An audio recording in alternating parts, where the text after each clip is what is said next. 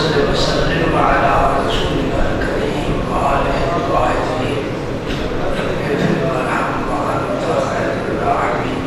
اللهم صل وسلم على رسولك الكريم وآله الطاهرين اغفر وارحم وأنت خير الراحمين. سامعین کرام، آپ کا آنا مبارک ہو. محبت والوں کی ملاقات اور اخلاص کے ساتھ مل بیٹھنا اللہ پاک کو بہت پسند ہے.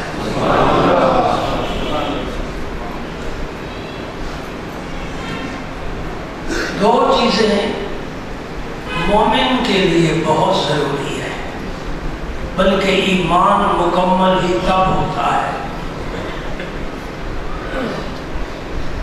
مومن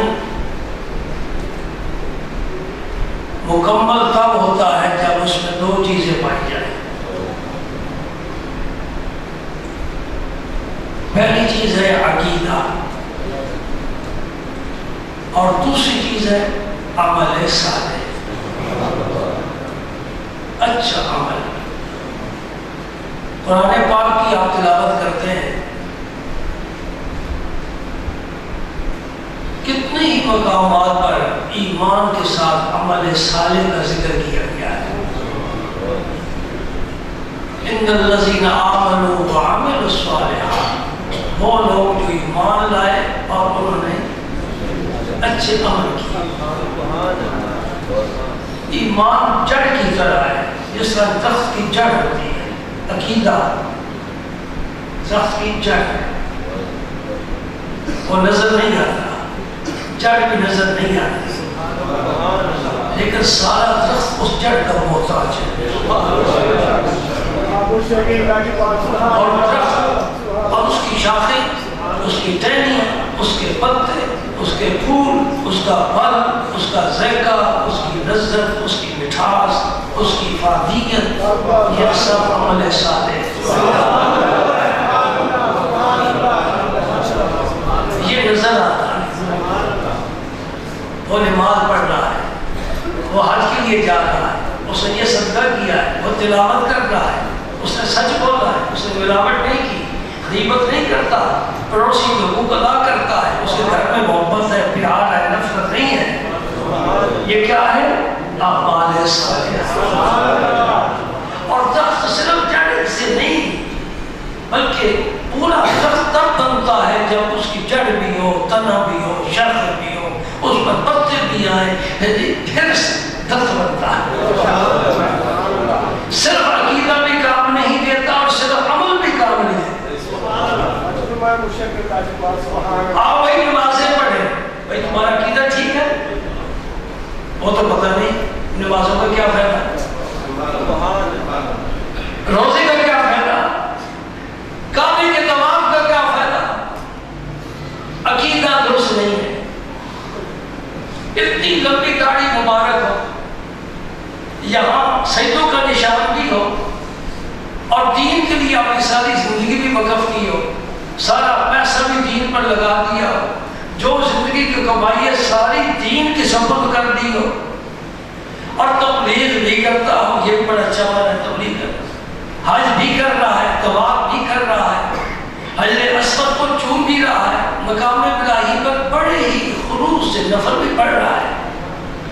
لیکن کہتا کیا ہے؟ مدینے جانے کی کوئی ضرورت نہیں ہے، حج یہاں ہو گیا، واپس چلو.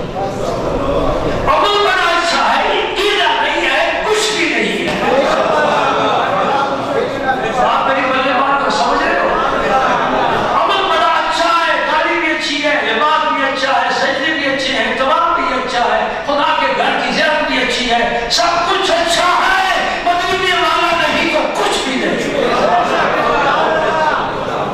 نماز اچھی، نماز اچھی، زکات اچھی، روزہ اچھا، حج اچھا، مگر میں اس کے باوجود مسلمان ہو نہیں سکتا.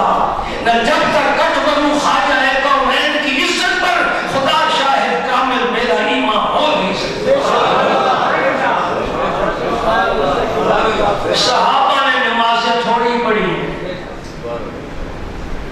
اور جو آیا ہی آخری سال ہے نبی پاک صلی اللہ علیہ وسلم کی زندگی کے آخری سال میں آیا ہے، اس نے تو چند دن حضور کے ساتھ گزارے، صحابی تو وہ بھی ہے، اور آپ ماشاءاللہ 60 سال 70 سال سے نمازیں پڑھ رہے ہو، تو کیا تم اس سے بڑھ گئے ہو کہ اس نے تھوڑی نمازیں پڑھی، تم نے زیادہ پڑھی؟ مکے والے 70 حج کر رہے ہیں، تم زندگی میں 1-2 حج کرتے ہو، وہ مکے والا بڑھ گیا، صحابی نے 1 حج کیا بڑھ گیا؟ نہیں، کیوں نہیں؟ اس لیے کہ جو صحابی کا ایمان ہے پوری امت کا ایمان اس کے مقابلے میں کچھ بھی۔ آگے چلیے جی، میں حدیث پاک کوئی پیش کرنا چاہتا ہوں، ان الذین آمنوا وعملوا الصالحات کانت لهم جنات الفردوس نزلا۔ اللہ پاک فرماتے ہیں جنت میں ٹھکانہ تو ان کا ہی ہوگا نا جن کا ایمان بھی ٹھیک ہو اور عمل بھی اچھا ہے، دونوں پروں سے ملتا پرواز کرتا ہے۔ ان الذین آمنوا وعملوا الصالحات سیجعل لهم الرحمن ودا۔ جن کا ایمان بھی ٹھیک ہے، عمل بھی ٹھیک ہے، اللہ پاک فرماتا ہے میں اس کی محبت لوگوں کے دلوں میں پیدا کر دوں گا۔ یہ کیا بھی کیوں مناتے ہو؟ غوث اعظم کے نعرے کیوں لگاتے ہو؟ خواجہ غریب نواز کی محبت کا نام کیوں پڑھتے ہو؟ فرید فرید کیوں کرتے ہو؟ اس لیے ان کا ایمان بھی قبول ہو گیا، عمل بھی قبول ہو گیا، اللہ نے ان کی محبت لوگوں کے دلوں میں ڈال۔ مجھے قسم ہے زمانے کی، ان الانسان لفی خسر، انسان خسارے میں ہے، ٹوٹے میں ہے، گھاٹے میں ہے، نیچے جا رہا ہے، الا الذین آمنوا وعملوا الصالحات، وہ خسارے میں نہیں جس کا ایمان بھی اچھا ہے، عمل بھی اچھا ہے۔ وتواصوا بالحق وتواصوا بالصبر، اور وہ حق کا حکم دیتا ہے اور صبر کا حکم دیتا ہے، خود بھی صبر کرتا ہے۔ بات سے بیٹھ گئی، کیا 2 چیزیں چاہیے؟ ایمان یعنی عقیدہ پختہ اور عمل صالح، اچھا عمل۔ ہمارا عقیدہ ہے، میں پیش کر رہا ہوں، یہ عقیدہ ہمارا اس حدیث سے ثابت ہے۔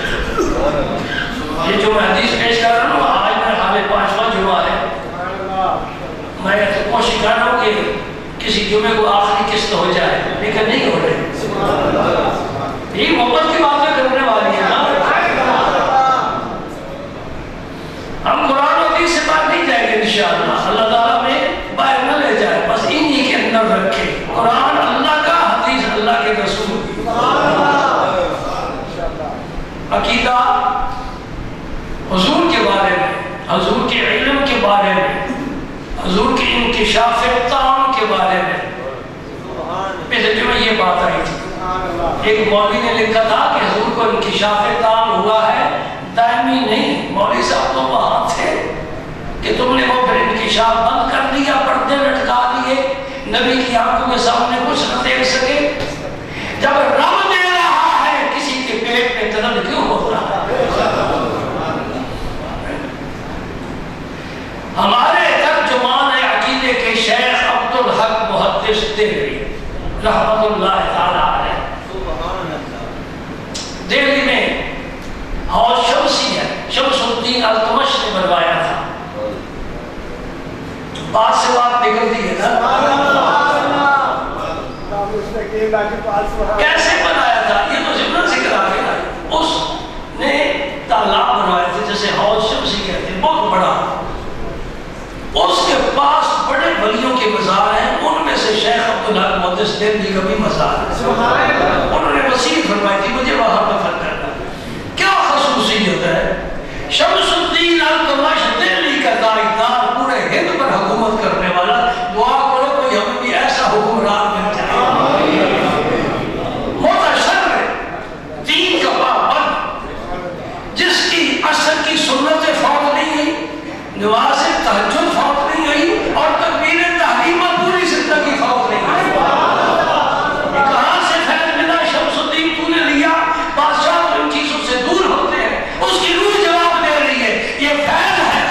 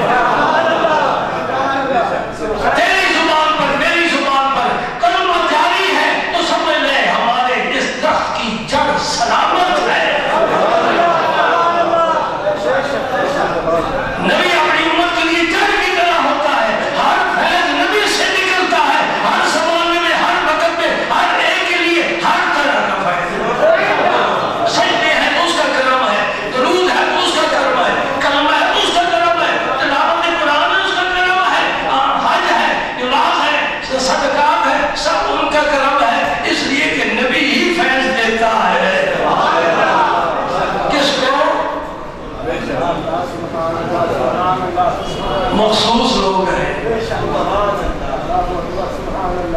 وہ مخصوص لوگوں میں سے کوئی مل جائے تو پھر فیض بھی مل جائے۔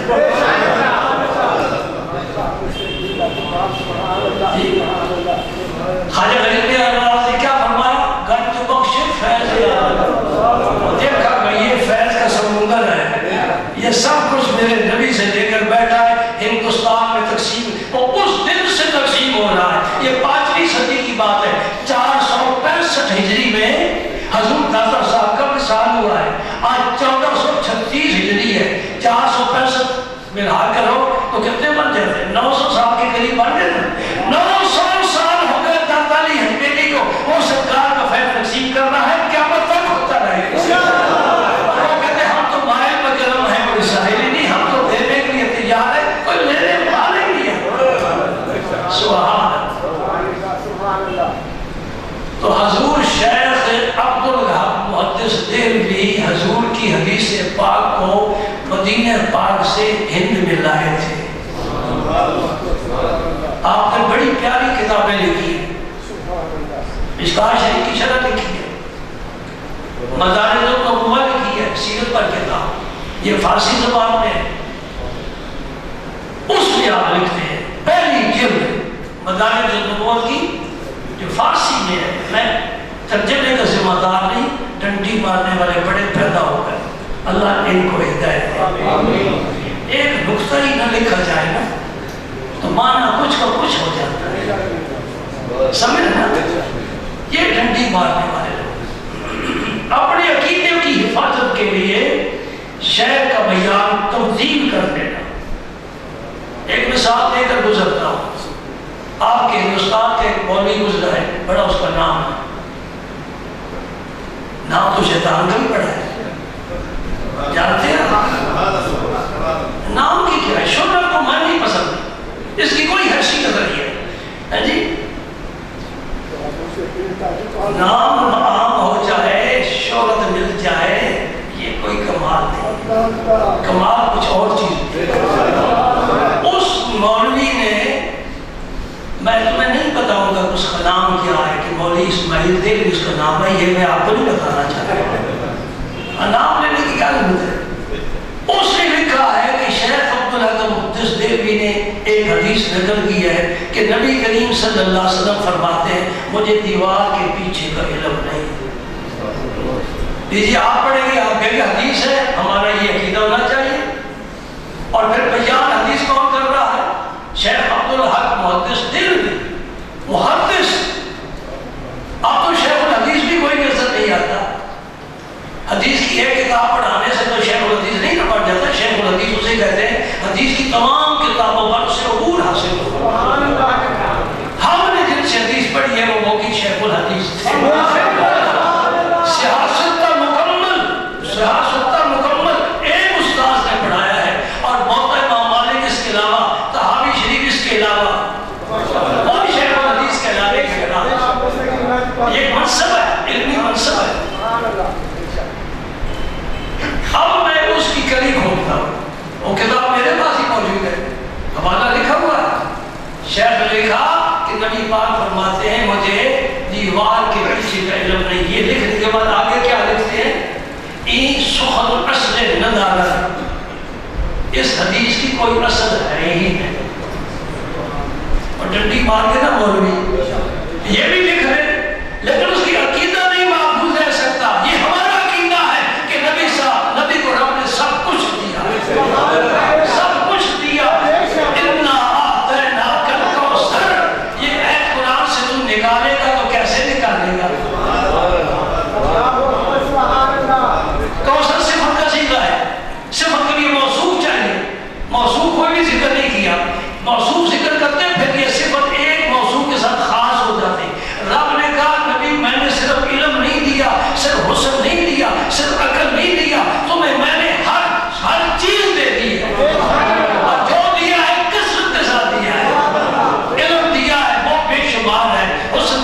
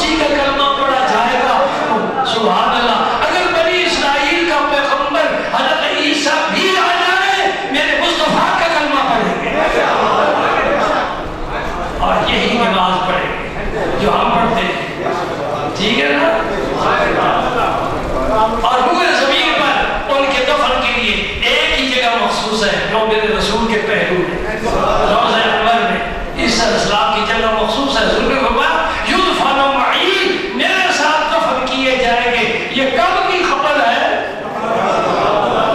نبی دے رہا ہے نا، کب کی خبر ہے؟ ابھی تو آئے نہیں، پتہ نہیں کب آئیں گے. لیکن جب انتقال ہوگا تو کیا پتا ان کے اس وقت کے لوگ ہوں گے کہاں دفن کریں گے. حضور نے پنجابی کہنے قبلہ ٹھوک چھوڑیا.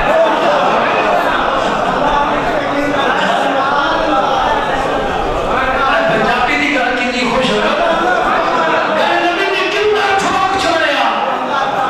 یدفن معی، 3 مزار ہیں، چوتھے کی جگہ خالی ہے جہاں عیسی علیہ السلام دفن کیے گئے. میرے نبی نے جو فرمایا زمانہ شاہد ہے وہی کچھ ہو رہا ہے، وہی کچھ ہو رہا ہے، ہوتا رہے گا، دیکھتے رہو گے. سبحان اللہ. یہ شیخ عبدالحق محدث نے بھی اپنی کتاب مدارج النبوت میں لکھتے ہیں، پہلی جلد صفحہ 144 صفحہ بھی بتا دو اور صفحہ دائیں طرف یہ بھی بتا دو اور صفحے کے تیسرے حصے پر یہ عقیدہ لکھا. سبحان اللہ.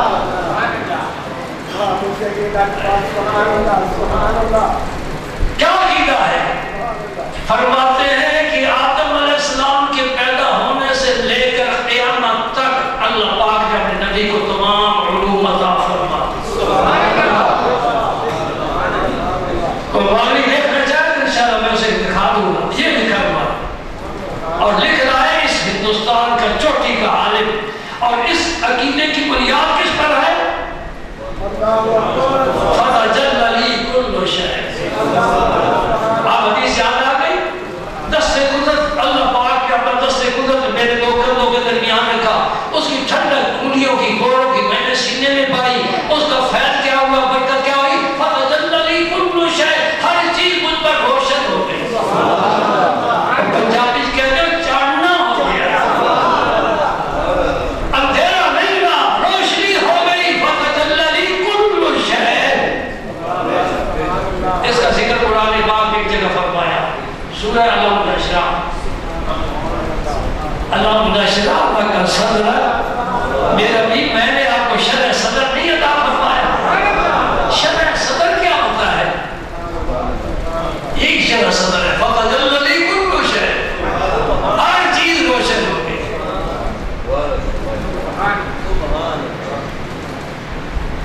حضور کی تو شان ہی بڑی اعلیٰ ہے، بہت اعلیٰ ہے. نبی بھی نہیں سمجھ سکے. سچی بات کرو، جبریل بھی نہیں سمجھ سکے، ابو بکر صدیق بھی نہیں سمجھ سکے. زمین والا کو کیا سمجھے؟ اعلیٰ حضرت فرماتے ہیں فرش والے تیری شوکت کا علوم کیا جانے. فرش والے تیری شوکت کا علوم کیا جانے. خسروا عرش پہ اڑتا ہے بھلیرا تیرا. جس کے جھنڈے عرش پر لگے ہوئے ہیں اس امی لگم محبوب رب کو کوئی سمجھے تو کیسے سمجھے. میرے حضور غریب نواز تقریر کے ابتدا میں فرمایا کرتے تھے میری زبان اس قابل نہیں کہ رسول پاک کا میں اس مبارک لے سکوں. اللہ اکبر، اللہ اکبر. یہ مرتبہ، یہ مقام، یہ منصب عالی کسی اور کے لیے نہیں، صرف ایک ذات کے لیے ہے. وہی ہمارے نبی ہے، وہی ہمارے رسول ہے صلی اللہ علیہ وآلہ وسلم. چمک گئے. شرح صدر کیا ہے؟ فتجلی لی کل شیء، اور شیء روشن. یہ کل جو ہے نا منطقی سے مجبے کلیے کا سور کہتے ہیں. سور کیا مطلب؟ اس میں ہر فرد داخل ہو جاتا ہے. اردو میں اس کو مانا کرتے ہیں سب، یہ تمام. بھائی کلاس کے سارے لڑکے آ کے سب آ گئے، کوئی بھی جھگڑے نہ رہا، سب آ گئے. آپ میری ساری بات سمجھ لی؟ ساری سمجھ لی. ایسا نہیں کہ کچھ سمجھی کچھ نہ سمجھی. یہ میں نے کل کا ہر چیز کیا عالم غیب، کیا عالم شہادہ، کیا عالم جبروت، کیا عالم ناسور، کیا عالم جبروت، سارا کچھ میں نے دیکھ لیا. میں اس امت کے بلی کی بات کر کے پھر اپنی گفتگو ختم کروں گا. گرمی کتنے دن پڑ رہی ہے اور میں بھی اس کے سامنے ہتھیار ڈال چکا ہوں. مجھ سے برداشت نہیں ہوتی، میری صحت اس قابل نہیں. دعا کرو کام چلتا رہے.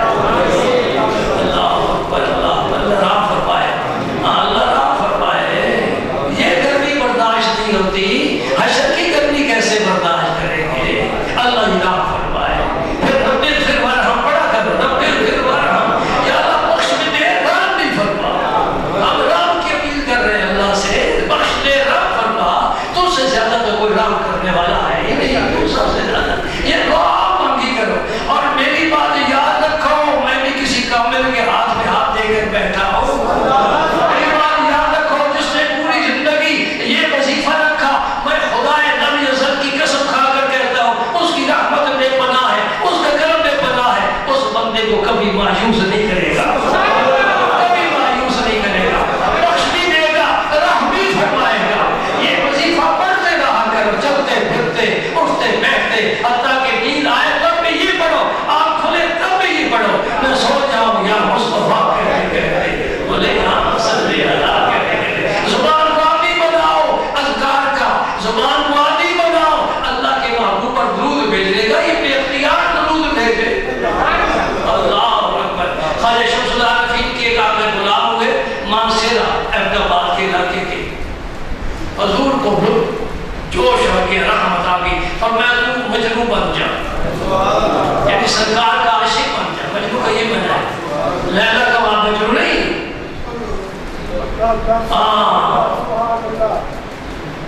اللہ اللہ. اس قول مبارک کا یہ اثر ہوا کہ ان کی زبان درود پاک سے بکتی نہیں تھی. جب پیشاب کے لیے بیٹھتے تھے تو زبان کو پکڑ کر بیٹھتے تھے. مجنوں بن نبی پاک پکڑ درود بھیجے. اللہ کے ولی کی زبان سے نکل کر بات پھر بنتی ہے بات. اس امت کے ایک ولی متقدمین میں سے شیخ شہاب الدین سہروردی، غوث اعظم سے فیض یاب بغداد کے. حضور غوث اعظم نے فرمایا انت آخر المشہورین بالعراق، عراق میں پھر تیرے باپ تیرے جیسا کوئی نہیں آئے گا. بغداد عراق میں نا ان کی بات جن کی زبان پاک سے تیرے میرے آقا دہلی کے داردار، محبوبوں کے سردار حضور شیخ خواجہ سید محمد نظام الدین اولیاء رضی اللہ تعالی عنہ ہمارے دل و دماغ میں، ذہن میں، آنکھوں میں بس پاک لوگوں کے تصور ہے. اٹھتے بیٹھتے ہیں انہیں یاد کرتے ہیں، اللہ کے رسول کو یاد کرتے ہیں، اللہ کے ولیوں کو یاد کرتے ہیں. اللہ پاک نے ہمیں بڑا اچھا مشرق مسلک مذہب عطا فرمایا ہے. فضولیات سے پاک نیک لوگوں کی ہدایات، ان کی تعلیمات، ان کا فیض، ان کا کرم. آپ فرماتے ہیں کہ دہلی کا جو ہے، دہلی کے بغداد کا جو خلیفہ تھا شیخ شہاب الدین سہروردی رحمۃ اللہ علیہ کے زمانے کی بات. شرح صدر کی انشاءاللہ پھر کبھی میں وضاحت کروں گا. اس کی ایک مثال دے رہا ہوں. شرح صدر دل میں نور آ جائے. افمن شرح اللہ صدرہ للاسلام فہو علی نور من ربہ. اللہ پاک جیسے شرح صدر عطا فرما دیتے ہیں، اس سے پھر اللہ کی طرف سے نور ملتا ہے. نور نور ضرور وہ ملتا ہے. اس نور کا فیض بتا رہا ہوں کیسے نور ملتا ہے.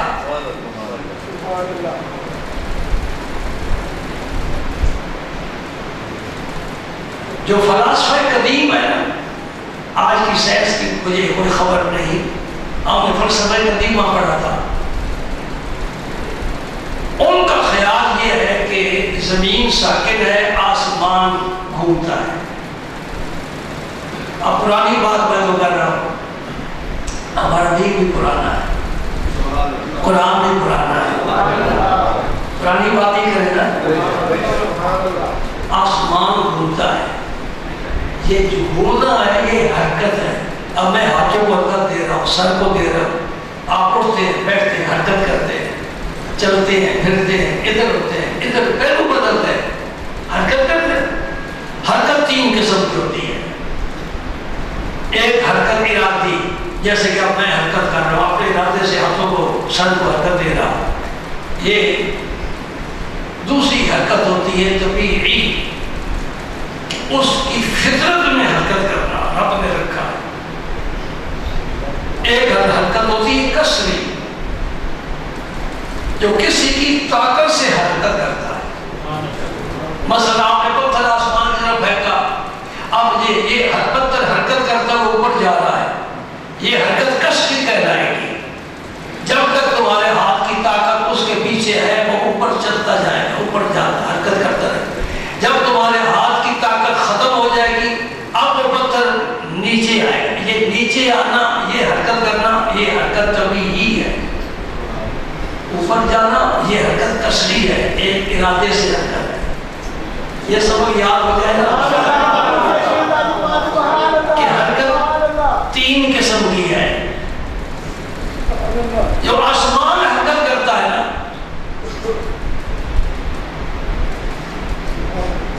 فلسفی یہ کہتے ہیں کہ یہ حرکت کبھی ہی ہے، یعنی اس آسمان میں حرکت رکھی گئی ہے۔ ان سے پوچھو کس نے رکھی ہے، یہ انہیں نہیں پتا، کیوں اللہ کو نہیں مانتے۔ بلکہ آسمان خود حرکت کرتا ہے، کبھی ہی حرکت۔ اس سے عقیدہ خراب ہو جاتا ہے کہ اللہ تعالیٰ کا نام ہی ذہنوں سے نکل جاتا ہے کہ یہ خود بخود ہی سورج آتا ہے، چاند چڑھتا ہے، ستارے چمکتے ہیں، ڈوبتے ہیں، یہ سارا کچھ خود بخود ہی ہو رہا ہے۔ خود بخود ہو جاتا ہے، کوئی کرنے والا ہے۔ نظام ہستی خود نہیں چلتا، کوئی چلانے والا ہے، کوئی چلانے والا ہے۔ کبھی دیکھا ہے کہ آم کے درخت پر کبھی خربوزہ لگا ہے؟ نہیں لگے گا۔ یہ بھی نہیں دیکھا درخت کیلے کا ہو اور اس کے ساتھ خربوز لٹک رہا ہو، نہیں نہ دیکھا۔ تو کوئی طاقت ہے، قوت ہے جس میں حکمت بھی ہے، ارادہ ہے، اختیار ہے، قدرت ہے، اور وہ اپنے ارادے سے یہ سارا نظام چلا رہا ہے۔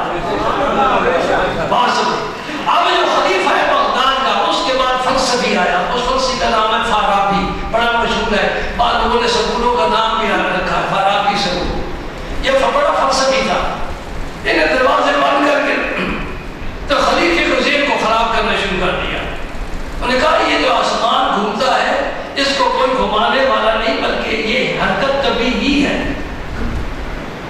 کسری نہیں ہے۔ حضور شہاب الدین سہروردی کو کسی نے خبر کر دی کہ ایک فلسفی آیا ہوا ہے خلیفہ کے پاس، آپ کبھی دعوت پر بھی نہیں گئے تھے، خلیفے کی دعوت پر بھی نہیں جاتے تھے، آج آپ اچانک اٹھے اور خلیفے کے محل میں پہنچ گئے۔ خلیفہ وقت اطلاع ہوئی، دوڑا، دروازہ کھولا، بڑا مقام تھا، بڑا منصب تھا، اس وقت کے لوگ قدردان تھے، عزت کرتے تھے، سمجھتے تھے۔ تمہارا ایک حکمران گزر گیا ہے جو ڈنڈے سے حکومت کرتا تھا، وہ کہتا ہے یہ عالم سارے کے سارے منافق ہیں۔ میں نے کہا ڈنڈا ہمارے ہاتھ میں دے دے تو پھر تجھے بتاتے ہیں کہ منافق کون ہے۔ یہ ڈنڈے کی زور سے تم منافق کہہ رہے مولوی کو، یہ مولوی نہ ہو تیری، تو مولوی نہیں تھا، تو کیسے پیدا ہو گیا؟ جی اور حلالی مزہ پیدا ہوتا ہے جب مولوی پہنچتا ہے۔ تیری ماں کا نکاح تیرے باپ سے مولوی نے کیا ہے تب تو حلالی پیدا ہوا ہے۔ جنازہ بھی مولوی پڑھے گا، نکاح بھی مولوی پڑھے گا۔ ہم علماء کے بغیر ایک قدم نہیں چل سکتے۔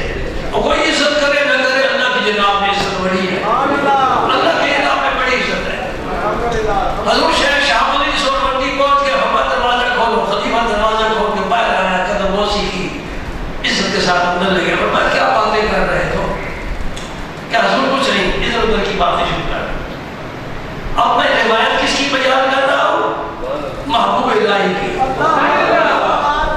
یہ کسی عام کتاب کی بات نہیں ہے، یہ وہ کتاب ہے جو آپ کے ایک مرید باصفا نے لکھی ہے اور آپ نے نظر ثانی فرمائی ہوئی ہے۔ اب ہر کتاب پر بھی یقین نہیں رکھتے، اتنی بڑی صدر ہے اس کتاب کی، اور الحمدللہ میں اس کتاب کو تقریباً 40 سال سے پڑھ رہا ہوں، اور اس کتاب کے ذریعے اللہ نے مجھے بڑا کرم فرمایا، بڑا فیض عطا فرمایا۔ میں ساتھی کو کہہ دوں بڑا کرم، فارسی کو آتی نہیں، اردو میں ترجمہ مل جاتا ہے، فوائد الفوائد اس کا نام ہے۔ بار بار پڑھا کرو، محبت سے پڑھا کرو، دل کھول کر پڑھا کرو، عقیدت کی نگاہ سے پڑھا کرو۔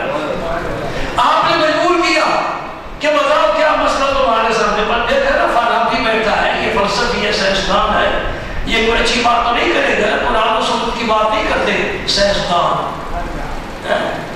تو بڑا خوش ہے نا کہ تیرے پنکھے چل رہے ہیں، اے سی چل رہے ہیں، سائنس نے بڑی ترقی کی، اور جب بل آ جاتا ہے پھر سائنس کیا کرتی ہے؟ جی لمبے لمبے بل جب آ جاتے ہیں اس میں سائنس کیا کرتی ہے؟ میرے دوست مجھے بتا کر جانا قبر میں سائنس کیا کرے گی؟ یہ دہشت گردی، یہ تخریب کاری، یہ سائنس کی پیداوار ہے۔ یہ آسان بات ہے کہ جہاز پر چڑھ کر ہم کچھ گھنٹوں میں مدینہ پاک پہنچ جاتے ہیں، یہ بھی سائنس کا ہی کمال ہے، یہ فائدہ بھی ہے۔ ادھر کیا ہے؟ جتنی بیماریاں پیدا ہو رہی ہیں سب سائنس کی ایجاد ہے۔ اب کیا کرو گے؟ کیسے بچو گے؟ زہر، کھاد زہر ہے جو ہماری خوراک میں مل کے آئے اور کھانے پر ہم مجبور ہیں۔ خلیفہ مقدس کے حضور یہ مجھے یہ سمجھا رہا تھا کہ آسمان کی جو حرکت ہے یہ حرکت تبھی ہی ہے، خود بخود حرکت کرتا ہے۔ آپ فرمائے خود بخود حرکت نہیں کرتا۔ اللہ پاک نے ایک فرشتہ مقرر فرمایا ہے جس کی ایک صورت ہے، اس حید کا ہے، وہ آسمان کو حرکت دینے پر معمول ہے، تو آسمان حرکت کرتا ہے رب کے امر سے۔ وہ فارابی ہنسا، زور سے کہا لگایا، سیاستدان مولویوں کی باتوں پر ہنستے ہیں، یہ کیسی باتیں کرتے ہیں، قرآن کی باتیں کرتے ہیں۔ یہ جو زمین ہے بعد میں پیدا ہوئی ہے، پانی پہلے پیدا ہوا ہے۔ زمین کو رب نے پانی پر پیدا فرمایا اور اس کی بنیاد جہاں کعبہ شریف ہے یہ ہے، پھر رب نے یہاں سے پوری زمین کو پھیلایا۔ یہ مولویوں کی بات کر رہا ہوں، سائنس والوں کو مجھے پتہ نہیں، یہ مولویوں کی بات کر رہا ہوں۔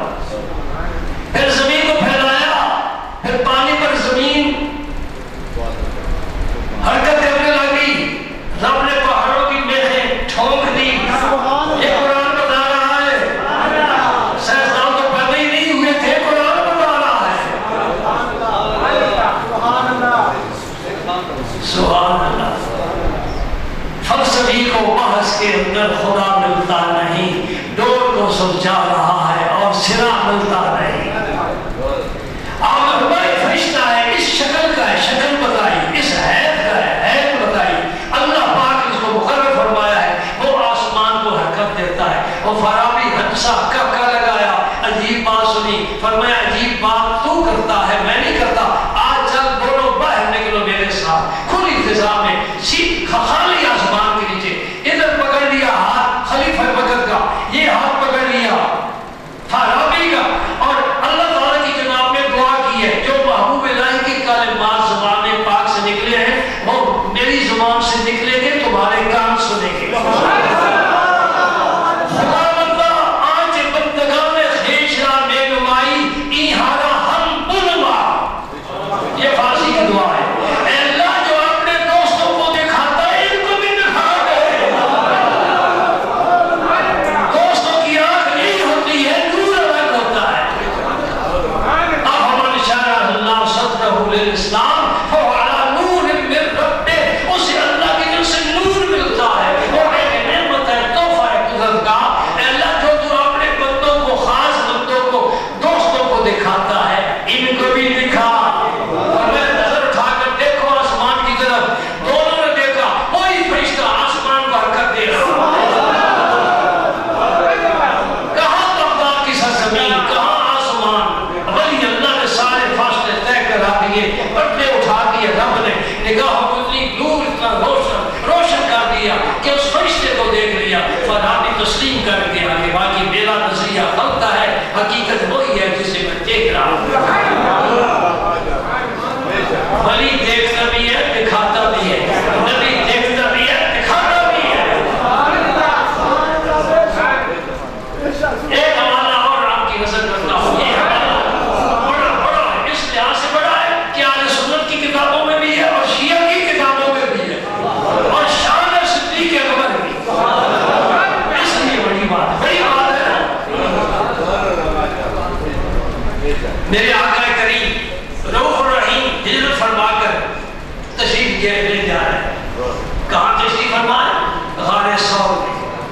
آپ نے بھی دیکھی ہے، کوئی ہے وہاں دریا، کوئی ندی نالے، کوئی سمندر، کوئی کشتیاں، کوئی ملاح، کوئی جہاز، کچھ بھی نہیں۔ لکھوں تک صحرائے عرب کا جزیرہ پانی سے خالی ہے۔ میرے آقا تشریف فرما ہے،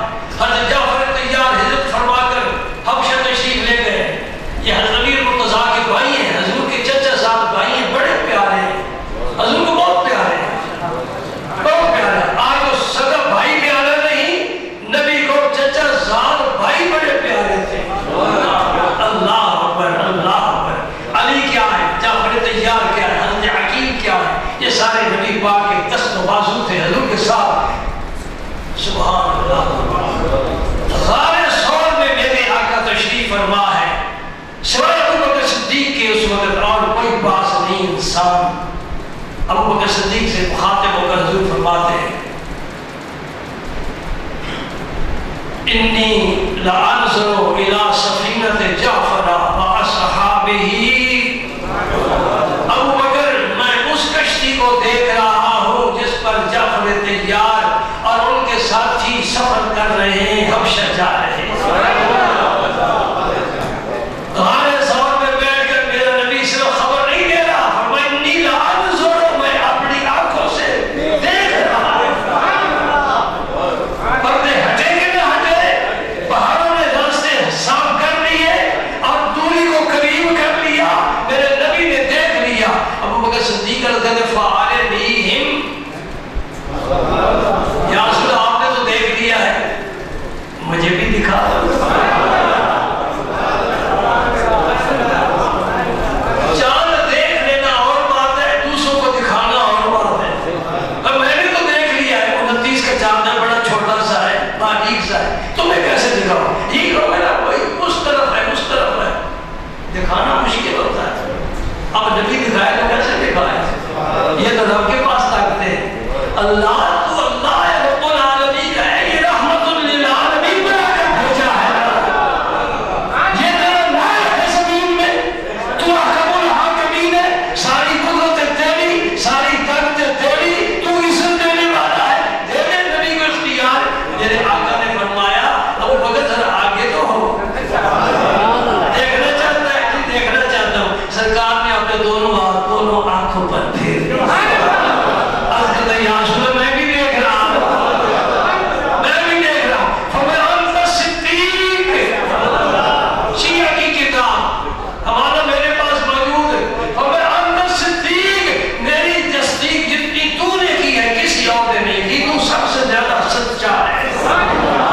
یہ صدیق لقب شیعہ کی کتابوں میں موجود ہے، یہ ابو بکر کے لیے ہے، کوئی اور صدیق نہیں ہے۔